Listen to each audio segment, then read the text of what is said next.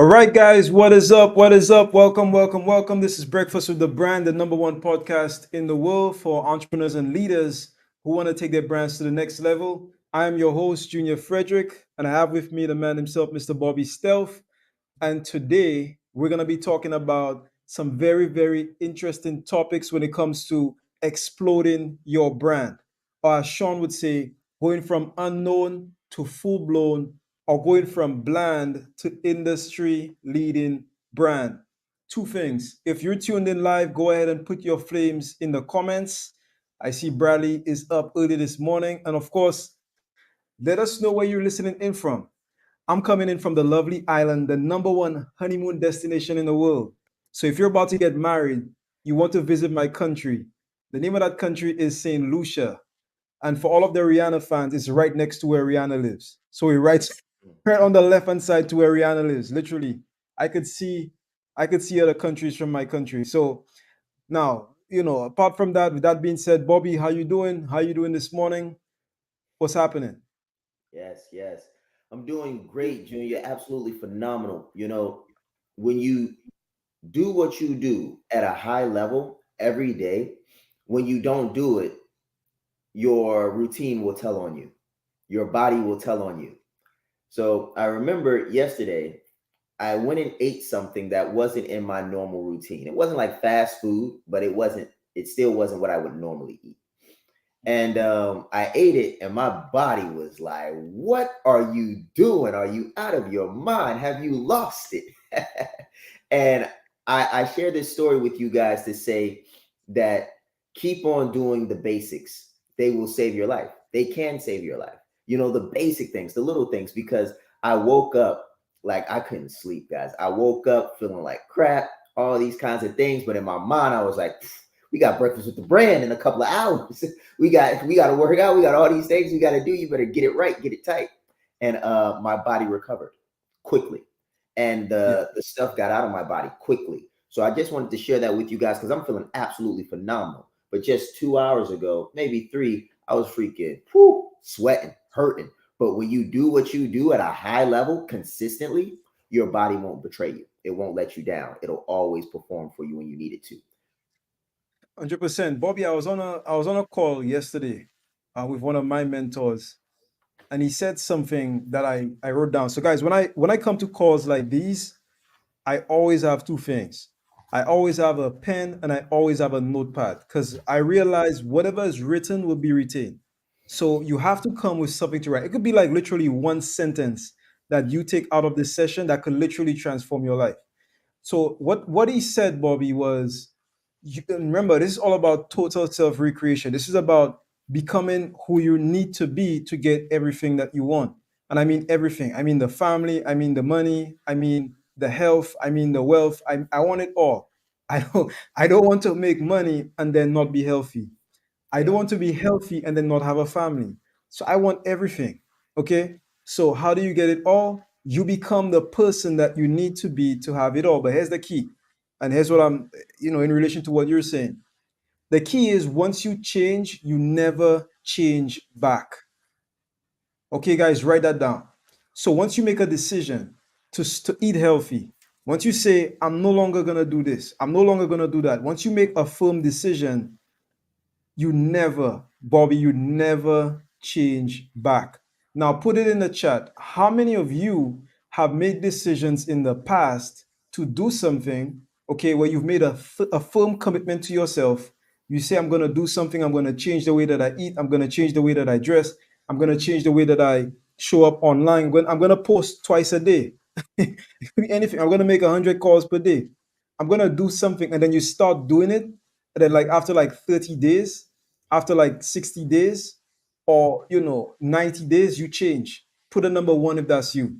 Now I've been there before, so I'm guilty of it as well. But as of recently, I've been doing a lot better to not change back. Does that make sense, Bobby? Like, let me tell you something. When you get to a level, the level tends to seem normal to you. So when you started working out twice a day, it started seeming normal to you, right? That's not normal. That's not normal. You have to be a literally a 0.0% kind of guy or gal to work out twice a day. Most people don't work out once a day. If you're working out twice, then you're doing something different. Now, over time, it seems normal to you. So what do? You're like, you know what? I could just do one a day today. I could just eat that today. I could just do this today. And you change. You go back. You sell yourself in reverse. Guys, you never sell yourself in reverse. You always keep pushing forward. Okay? Now, before we get into today's topic, which we might just go into it right away, Bobby. So, okay, so guys, write this down. Let's go into the topic right away. Today's topic is going to be talking about how do you turn the free E's into your free I's. So, what are the free E's? Write this down. E number one, what is your experience?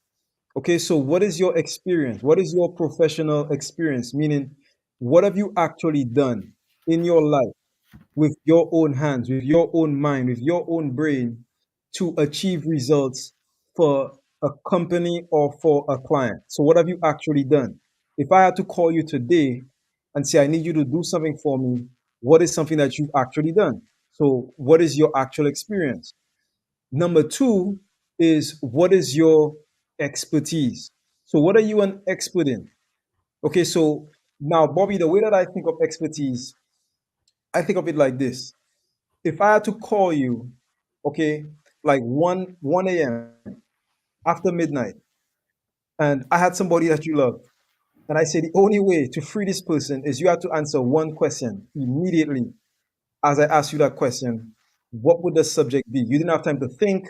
You didn't have time to drink any coffee. You didn't have time to do push ups. Nothing. You have to get up out of bed, pick up the phone, answer the question. What would the subject be? Whatever that subject is, you're an expert at that subject. Okay? And then, of course, number three, what is your education? So, what is education? Education doesn't only mean degrees. So we're talking about formal education and also informal education. So write that down. Formal education is education from formal places like universities, colleges, areas like that. And then the informal education is education or, specialized knowledge that you've picked up along the way. Like, what do you actually know? Okay. Now, we're going to be talking about how to transform those free E's into what Sean calls the free I's. I number one is the income. Okay? So that's I number one.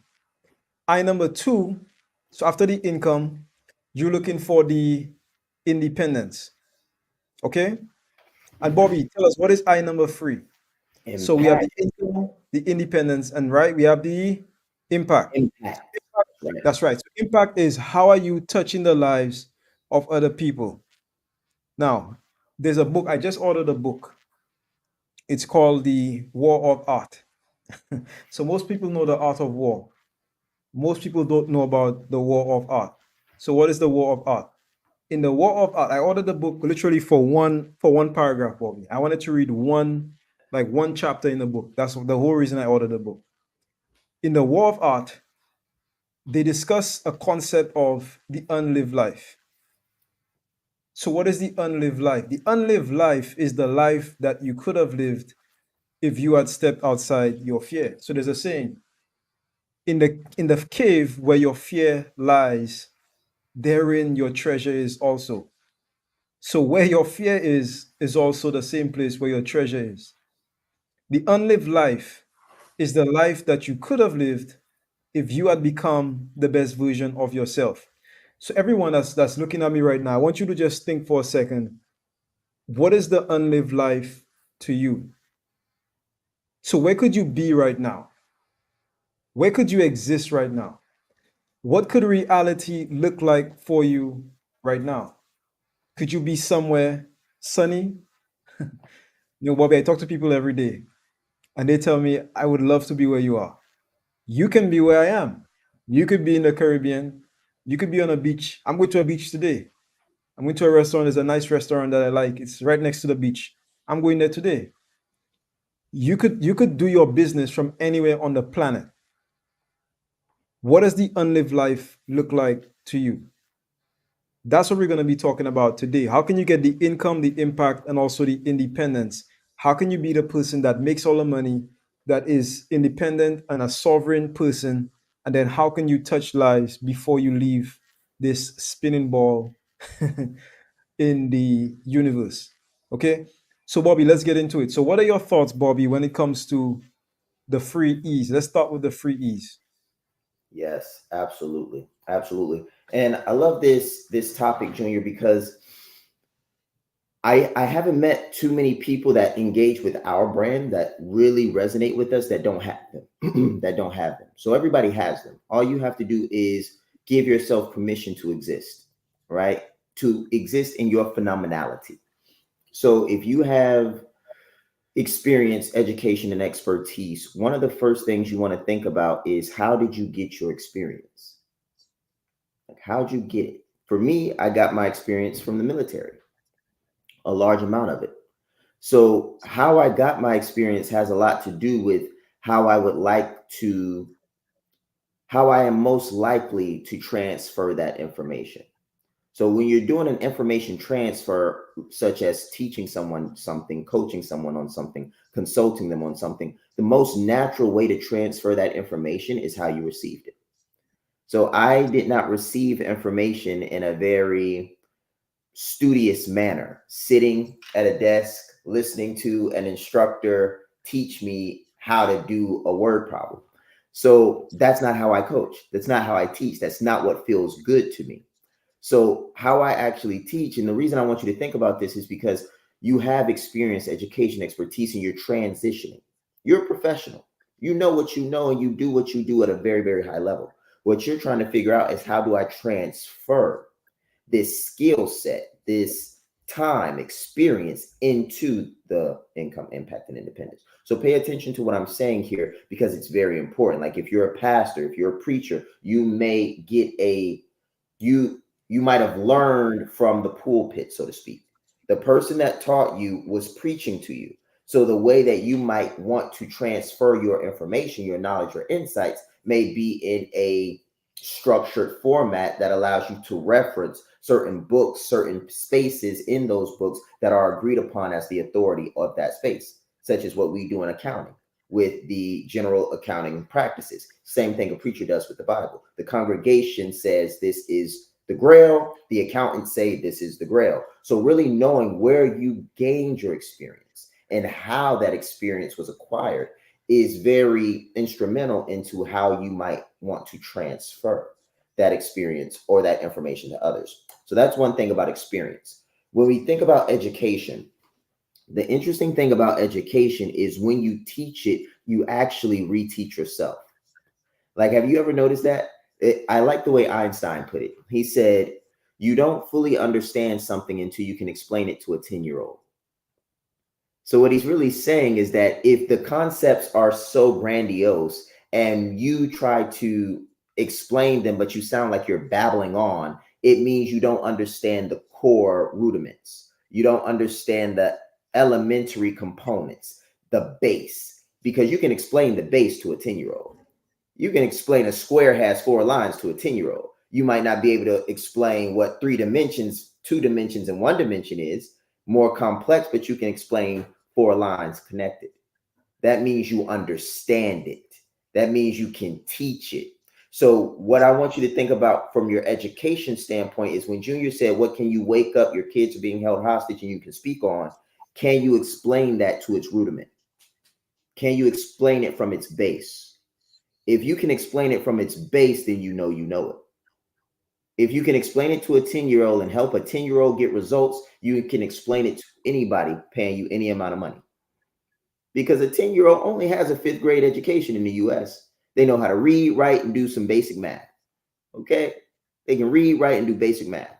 If you can help people get results without them having to think a whole lot, without them having to exert a lot of mental energy, you're in a good space. Because people, I'll be honest with you, they're one of two things. They're either tapped for bandwidth because they've got so much stuff going on already, or they're lazy. One of the two. But both require the solution, the person that's providing the solution, to give them some results that don't require energy or more energy or immense amounts of energy, because they're one of two things. They're either tapped in bandwidth, meaning they're doing way too much and they're extremely high performance but they're out of bandwidth, or they're simply lazy. And either way, you have to be able to give them results. And if you can explain what you do to a 10-year-old, and you can take that same concept and take it to a 30-year-old, a 40-year-old, a 50-year-old, an organization, you can win. You can 1000% win. So I really want you to understand it's not that deep. Like, it's not that hard. Like, if you say to yourself, I've been a counselor for X amount of years, or I was in service for this long, I was doing this for this long, and I understand this to the point that I can teach it to a 10-year-old. I want you to know you can make 10K easy. If you can teach it to a 10-year-old, you can make 10K with it, because that's the amount of work that most people want to do right now. They're like 10-year-old worth of work. And if you can make them successful with 10-year-olds worth of work, they'll pay you whatever amount of money you're asking for, because they want results. So let's move on. So that's education, that's experience. Now let's get into expertise. So you've But got, hold on, Bobby. Before we transition to the next E, mhm, let's just press on the education for a little while. Now, one thing you said that I love the fact that you said that, or rather, you spoke about simplifying marketing messages. So, guys, we're talking about simplifying marketing message. Now, let me just break this down. Let me just make this a little bit more. Let's use an actual situation where you're building your brand. Okay, so why do you want to master your education? The reason you want to master your education is because you're going to have to educate somebody else. When you put out stuff on Facebook, when you put out stuff on LinkedIn, etc., your job is to educate your audience. Now, if you look at a marketing funnel, Bobby, let's go into a little more technical stuff. The top of the funnel, at the top of the funnel is what you call awareness. So awareness and consideration. So when you put out a subject, when you put out some form of information, number one, you're making people aware of a problem. So you're a CFO. When you put out something, most people, they number one, they don't know why do I need a CFO. They don't understand when they need a CFO, and they don't know how much money they're losing by not having a CFO. They don't know that. Now, you know that, they don't know that. Your job is to raise their awareness of a problem. And you could say something like, did you know that you're actually leaving 60% of your profit on the table by not having these free things? Okay. So, business owners, put it in the chat. How many of you would this sort of headline grab your attention? If you're an entrepreneur, you're leaving behind 60% of your profits on the table every single day by not having these free things. So, the marketing message is meant to educate, like Bobby was saying.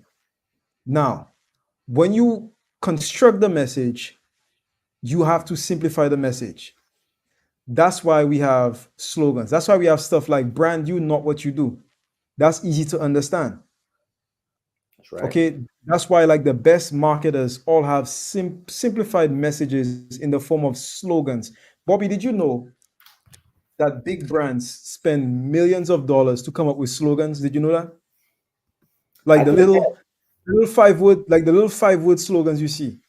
yeah, Bro, they spend millions of dollars, tons of meetings, millions of dollars just to come up with like a 5 word slogan.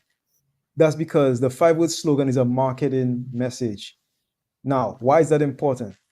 Because you have to be able to take a complex subject and make it so simple that a 5-year-old could understand. Literally, because most people's, reading um, proficiency stops at like a 5 grade, five to maximum 9, but 5 grade reading level.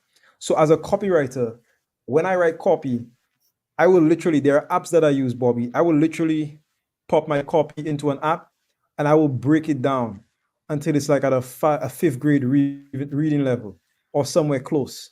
That's something that I actually consciously do as a copywriter. So I don't want us to just brush over this like this is something simple, because if you get the message wrong, if you get the education part wrong, if you're not able to educate your audience on what you do, you've already lost the battle. Hmm. So I see Dr. Michelle. Dr. Michelle is in the breast cancer space. You need to educate people.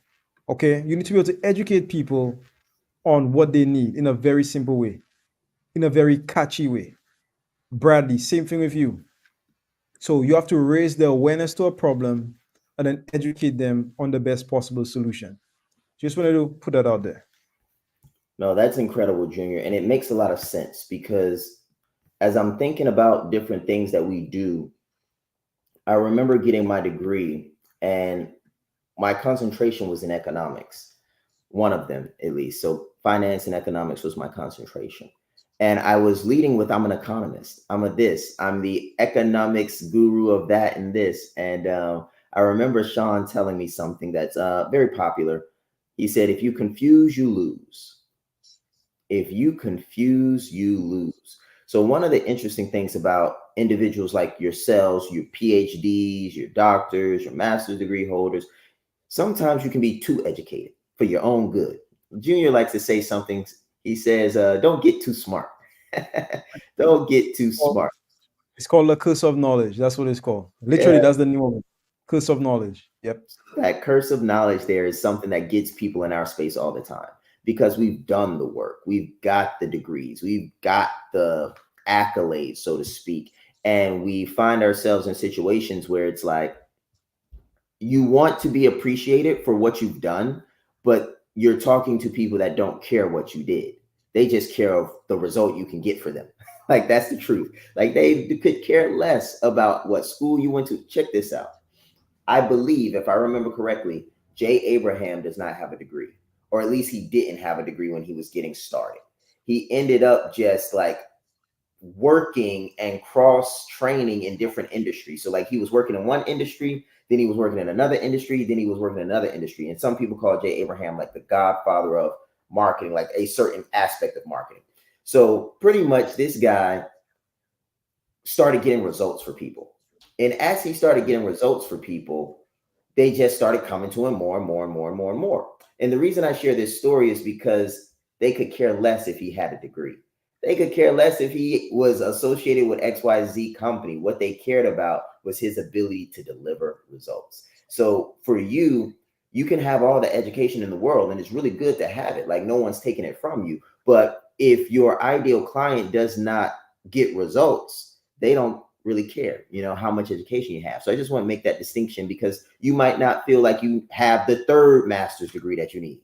Like because us, like Shaan, he's getting 2 doctorates. Like one isn't enough. So like we are just like that. Sometimes we just want more. So I want you to be able to balance the fact that you can want more and that can be good, but don't feel like what you have isn't enough. So now we can move on. But I really wanted to make that distinction because you are enough. You're more than enough with your education, experience, and expertise combined. Definitely. So as we get into the expertise side of the house, you've got generalists and you've got specialists. I cannot stress this enough. The generalist gets paid general admission fees. Like, when you go to a theme park, you've got general admission and you got VIP. Like the generalist you're getting paid the bottom of, I won't say the bottom of the barrel, but I will say it's not creme de la creme. It's pretty much what everybody else is making. But when you're a specialist, when you are the OVO, only viable option, and you're positioned properly, like your brand has been launched. Because here's what's very important about this. Most people are making assumptions about you from what they see, not from what they know. So if I go online and I go on Google and I'm looking for a service provider, I am going to make an assumption. My brain is going to make an assumption based on what I see. And what I see is going to help short circuit or shortcut my thinking process. For example, if you're walking down the street and you are looking for a great place to take your fiance, your brain is not going to say this rundown area with trash everywhere with XYZ sirens all over the place is the best place for me to take my wife or my fiance. It could have the best restaurant in all of the city. But your brain is going to say sirens, boarded up windows, trash on the ground. Ain't no way that we're eating here. And where are you going to go? Well, you're going to go to the 3-star restaurant instead of the 5-star restaurant because there's no trash on the ground, there's no sirens, there's no boarded up windows, and it looks, sounds, and smells good. So what does that mean? That means that the expertise piece is crucial, but as much of an expert as you are, the brand that you have and the brand positioning that you have needs to, I want to use the word commensurate. It needs to be commensurate, but I'll use another word. It needs to be equal vigor, equal vigor. So as vigorously as you are educated in your expertise and as vigorously that you've trained, your brand needs to have the same vigor. Because if your brand positioning isn't as luxurious, as vigorous, as aggressive as your actual competence, then people are going to misjudge you, much like they misjudge the restaurant in the siren infested, like trashy spot. So the interesting thing about expertise is generalists get paid general admission, but experts get paid premium, top tier. And the distinction I want to make before we go to the break is this.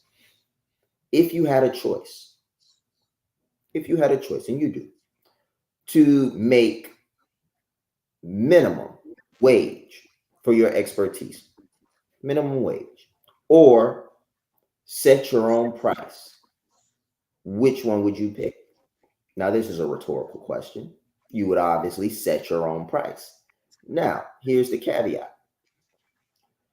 If you can only set your own price by picking your proper positioning, are you willing to do that?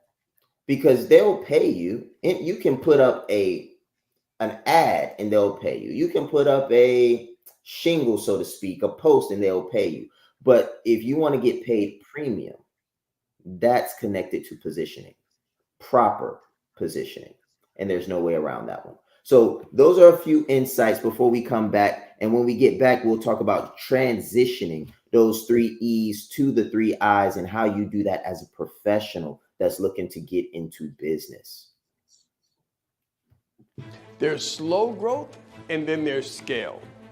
There's incremental growth and then there's exponential growth. What I want to talk to you about is adding a 0 to you and experiencing exponential scale. Incremental growth says 1 plus 1 is 2.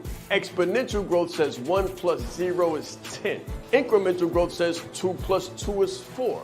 Exponential growth says 5 plus 0 is 50. Guys, listen, when you add a 0 to you, you can add a 0 to the marketplace. You can add a 0 to the value that you bring. So you can add a 0 to your family, add a 0 to your legacy.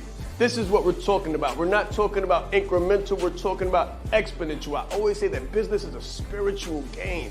Just imagine when you combine your skills, your values, your abilities, your talents to something bigger than you, something greater than you, something like the power of exponential. That is adding a 0. Add a 0 to your competence, add a 0 to your confidence. This is about adding a 0 in your life, your value, your industry, and your mission. Let's grow.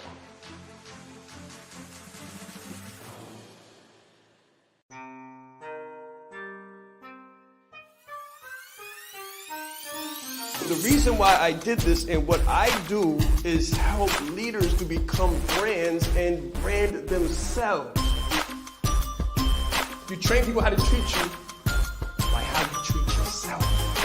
I teach authenticity marketing. If people can take advantage of you, they will in your personal or professional existence. My biggest takeaway just from day one is you are the brand. I would recommend it to anybody that's really looking to build a personal brand. Just the brand in general has changed my life. I've grown so much since I've been a part of this. I see myself in what he does, and I believe in it just as much as I believe in myself.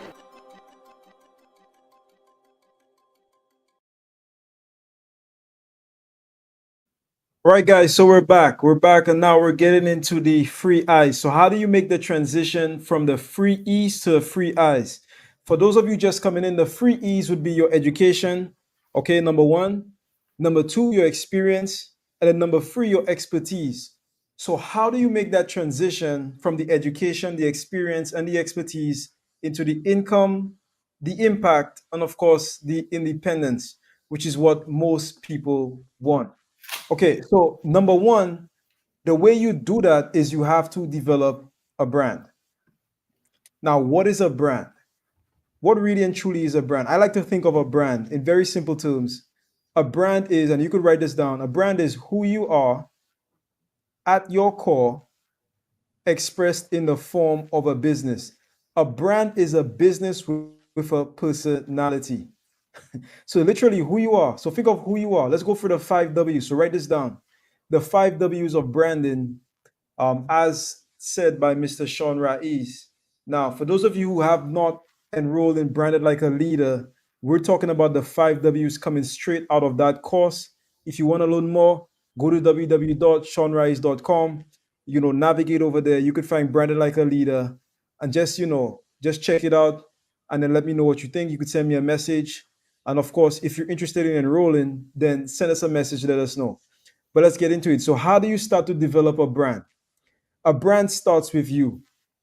Okay, so how do you know who you are? Now, Bobby, when I talk to most people, and Mhm. I do several brand launches. In fact, we just launched like three brands last month. In fact, this month, next month, we're launching probably another three brands. Okay, so we're probably launching one next week, and then maybe over the next 3 weeks we'll be launching like three or four industry leading brands. Okay, so I do brand launches literally all the time. So the first step of launching your brand is actually figuring out who you are, what you represent, what you stand for, and also what you stand against. So if you're viewing this right now, I want you to write down, what do you stand for? So let's start with that. So what do you stand for? So write down on your notepad number one, two, three. Let's just write the top three things that you stand for. So what are you about? Now, if I'm writing this list, I would say the top three things that I'm about is number one, I'm about becoming your best self. I'm about total self recreation, becoming your best self. That's number one. That's what I'm about. Number two, I'm about legacy. Okay. I'm about legacy. I'm about family. I'm about tradition. I'm about, building a foundation that could last generations. That's what I'm about. Number three, I'm also about freedom. So I'm about being a sovereign human being. And what that means is having my own thoughts, having my own opinions, having my own freedom. So, Bobby, you notice that I didn't say anything related to business at all. I haven't even gotten to the business. So, guys, write this down. There are many people who do what you do, but nobody could do it quite like you. And that's where the brand comes in. The brand allows you to capture the things about you that make you special. So when you position yourself in the market and you say to people that you're about providing a solution, even if you're providing the same solution as somebody else, the flavor of the solution that you deliver is different because there's only one you. That's why Sean says brand you and not what you do. If Bobby branded himself as literally just another CFO, you know what he would be? Literally just another CFO. But the fact that he's bringing in his experience from the military, the fact that he's bringing in his family, he's spoken about his family so many times here and also on his profile. The fact that he's bringing in all those things that make him different, like it'll be very tough to find somebody with Bobby's marine experience, with his family, also who's also a CFO, who also has a degree in economics, who also has, like, you could find a CFO anywhere, but find a CFO who's also a marine, who's also a father, who's also a husband, who's also has an like, that's pretty tough, right? That's pretty tough. So when you combine all of these things together, they create what we call a unique brand palette. So write that down. Write down brand palette. What is a brand palette? A brand palette means the various things that make you unique. So what are you interested in? Like Bobby, I'm interested in so many things. I'm interested in ancient Egypt. I find it so, bro. I'm telling you, I knew what Egypt was before I knew the name Egypt. I just knew what it was. I'm interested in that. I'm interested in all kinds of stuff, man. Stuff that make me different than the everyday coach and the everyday marketer. So how are you bringing those things into existence, and how are you portraying those things with your brand? So write this down. Like, what do you stand for? What are your brand values? And then underneath that, I want you to write, what is your vision? Now, once you figure that stuff out, you get into the five W's. So, what are the five W's? The five W's of branding are: number one, who are you? So, who are you? Now, the who, think of the who as a keyword. So, a keyword is if I had to go into Google and I had to type into Google to try to find you, what would I type? So, would I type life coach? Would I type speaker? Would I type consultant? Would I type CFO? So that's the who. The who is the keyword. So who are you? Okay. Number two, what do you do? Now, Bobby, most people, when they write down what they do, they just say something like life coaching. So that's Mm-hmm. not what I'm talking about. I'm talking about what problem do you solve? So what is the specific problem that you solve? And if you want to think of it in a very specific way, if you had to send me an invoice for what you do, what would be on the invoice? Like what specific problem do you solve? What would be on the invoice in like the little description part of the invoice? What would be there? Like that's like what specific problem do you solve? Okay, so who you are, what you do. Number three, where do you do it? So where do you exist? Do you exist online? Do you exist offline? Do you have brick and mortar? Do you have virtual business or remote business? Do you have a hybrid business where you're also online, but you're also brick and mortar as well? Now, once you figure out the where, you get into the when. So, what is the when? I'm not talking about 8 a.m. I'm not talking about 10 p.m. I'm not talking about 12 p.m. I'm not talking about your hours of operation. That's not what we're talking about. What we're talking about is when in your ideal client's life do they need you the most? So, when in their lives do they need you the most? At what point in the customer journey does the ideal client need you the most? So, write that down because that's important. Because check this out, Bobby. Somebody like that's a client for you. If they're like, let's say, going from 0 to 6 figures or trying to go from 0 to 5 figures, they may not need a CFO. They don't have enough money. They can't even pay a CFO. But Right. if they're going from 6 to 7 or they're going from 7 to 8, in that life cycle, they need a CFO. Yes. Now, are they the same people? Yes, they're the same people, but you came across them at different areas or different points in their customer journey and at Mm-hmm. different points in their life. So I'm thinking, I'm talking to you guys now. When in your ideal client's life do they need you the most? At what point in their journey? It could be like when you're, is it when they're like 20 or is it like when they're 30? When they're 45, they have kids, they have more responsibilities, they have more financial maturity, etc., etc. Same person, different points in their life. And then five, the fifth W is why. Why do you do what you do? It has to be bigger than money. What is the mission behind what you do? And why do you actually do it? If you could figure that out, then you could put the fuel, you could put the passion, you could put the purpose, you could put the sort of the intangible, invisible rocket fuel in the business that makes everything pop. So remember, Bobby, on one of our sessions, when we spoke about the 5 M's of marketing, we spoke about the last one, which is the magic. The magic comes from the why. Why do you do what you do? So, Bobby, what are some of your thoughts about the 5 W's and also of how people can transition from the free E's into the free eyes. So that's literally like that's my first step, figuring out those five W's. If you want to learn more about the five W's, go to www.seanrice.com, search for branded like a leader, and you should get some more information about that. You know, I like the five W's, but I feel like you covered it so in depthly that there's nothing else for me to really go over. That 5W framework is the same framework that I use to build my business. So Junior definitely hit it. He crushed it. So I'm going to focus a little more on the transition. Then I'm going to focus on that transitioning of the three E's into the three I's, and how I did that, and how many of you all can do the same thing. So I call it competency stacking. So the interesting thing about transitioning your three E's to the three I's is you need a vehicle. You need something that's going to help you get over the bridge. Because let's imagine the bridge is what's between you, where you are, and where you want to be. So where you are is you are a professional performing at the highest level, and you may have a business that's not doing the amount of revenue that it needs to do in order for you to walk away from your from all other income sources.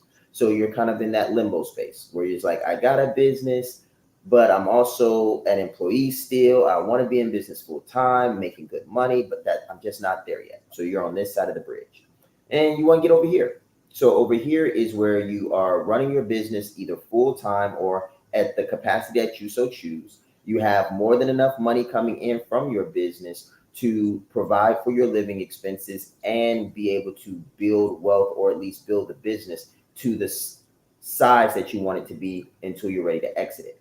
So let's say this is where we want to be, working our business full time, no other income streams that require a W-2. I'm free to run my company. Well, in order to get from here to here, there's a bridge. You got to get over some obstacles. And in order to do that, you need a vehicle. So the competencies are that vehicle. If you think of the 7 core competencies that we teach, you can think of it like 4 tires, the body of the car, maybe some windows, some gas. Like by the time you've got all 7 competencies together, you're pretty much able to drive. You're able to drive your education, experience, and expertise into income, impact, and independence.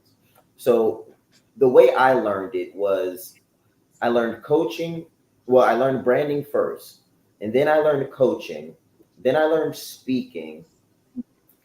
No, let me go back. I learned a lot though. So let me give it to you in the right order. It was branding, then it was Mhm. coaching, then it was consulting for me, then it was closing, then I learned speaking, then I learned marketing, and then I learned closing deals with high net worth individuals. So I learned branding 2.0, which is positioning. I learned positioning last. So with those 7 core competencies, the way it worked for me was I took my experience, education, and expertise and I started coaching. Once I start, well, I branded myself properly. I branded me. Brand you, not what you do. Once I branded me, I started getting leads for my ideal clients. So I'm about to give you guys the blueprint. Like I'm about to really lay it out for you how these competencies create the vehicle that drive you across the bridge to freedom. So once you brand you and not what you do, you start attracting your ideal client that can pay you if you do it right. Match your attire to your desire. Uh, what week is that? Match your attire to your desire. I think that's week 5. That's week number 5. Week number 5. It's called So change your attire to match your. It's called change your attire to match your desire. powerful. It was powerful for me, guys, back then. So once I learned branding and I started attracting people to me, and I looked like the person I wanted to attract, I started getting more leads and I started positioning myself to make better sales. Then I went and took coaching. Once I got coaching, I was able to turn my military experience and my finance and economics background into a method a methodology for communicating. So pretty much I was asking questions, but I was able to take my information, my knowledge, and ask the right questions. So coaching is a future focused, goal and action oriented process. Emphasis on action, emphasis on process. The whole thing you're doing as a coach, really, the way we teach it, if you're an executive coach, is you're asking open ended questions that get the ideal client to a solution or to an outcome, to an epiphany. Anybody can do that. Anybody can ask questions. What you're doing with your education, experience, and expertise is you're asking the right questions. So I learned how to ask the right questions and how to form a coaching program that delivered results to clients. The second thing I learned was consulting and closing. So I learned those around the same time. So when I learned consulting, I was able to look at organizations and see what larger programs I could do. Because when you're a consultant, you're actually giving solutions instead of asking open-ended questions. And when you're closing, you become a closer, you're closing high-end deals. So there's a difference between sales and closing. So sales, you can consider anything, say, under $1,000. That's a sale. Maybe even $3,000 or less is a sale. But once you start getting into 5K, 6K, 10K, well, now you're closing, because closing is what happens after someone says no. So if you've ever sold anything high ticket, there's a lot of reasons why a person might be skeptical to give you $20,000. They might be a little skeptical to give you $150,000. Like, there's reasons for that skepticism. And a closer's job is to overcome the skepticism, overcome the objections, and really assist the buyer in getting what they actually want. So I learned that skill set. And when I learned that, I was like, okay, so now I've got this phenomenal skill set of entrepreneurship, in the sense of that's what I went to college for. So like, I knew entrepreneurship, I knew finance, I knew economics. So I had that skill set, but now I had other skills that allowed me to take my skill set and really get it across this bridge. So after I learned the closing piece, I learned speaking. Now, speaking was a game changer for me, because that was the skill that taught me how to close from the stage. So when you're closing from the stage, what you're really doing is you're getting in front of large numbers of people, and you're telling a story in such a way that it grabs their attention. It opens them up to hearing from you. It positions you as an authority. And when you weave your story properly, and you also weave your solutions into the story, you're able to captivate the audience and actually ask multiple people at one time if they all would like to solve their problem all at once. And that's how I started my first coaching program. Is I was going on Zooms, and I was inviting people into the Zoom, and then I asked the open-ended question to multiple people who all would like to solve this similar problem, and everyone that raised their hand came right on in. And that's how that worked. So speaking like a leader really changed my life there. And then I went into the marketing piece. So marketing was really getting the science. So we talk about this a lot. So marketing and advertising is different. Advertising, you just awareness, attention. You're just trying to get people to see you. You make a noise. But marketing is really a measured and repeatable approach to generating leads, or getting people in front of you repeatedly with a system. That's kind of a good way to think about it. So marketing like a leader really helped me take the brand and combined it with the marketing science, so to speak, and then scale that. And lastly, I moved to high net worth sales or positioning. And that's when I pretty much started closing six-figure deals. So I've closed six-figure deals in my company and in other companies. So when you are in that situation, it's really a matter of getting in front of them, knowing how to talk to them, and sealing the deal. So that's what it looks like. That's what it looks like. And when I say I've closed six-figure deals in other companies, I want to make a correction. I've closed multiple deals upwards of six figures combined in multiple companies. But in my own personal company, I've closed single contracts for six figures alone. So I did want to make that distinction. But I say that to say this. Once you do it right and you can talk to high net worth individuals, then it's game over because those are going to be some of your best clients. But if that makes sense, put a one in the chat. Like if actually put a 10 because that'll make you a lot of money. Put a 10 in the chat if that made sense to you. If you can start to see what it really looks like when you connect those core competencies, because that's how you actually make the transition. Yes, sir. All right, guys. So we're actually about to wrap up. Today has been absolutely amazing. But Bobby, I suspect that we may have to do another, another call on the same subject. So, guys, tomorrow, same place, same time, we're gonna be back. We're gonna be talking about turning the free eyes, in fact, the free E's into the free eyes, part two. So we're gonna do a part two tomorrow. Don't miss it. And like we say in my country, if you miss it, you diss it.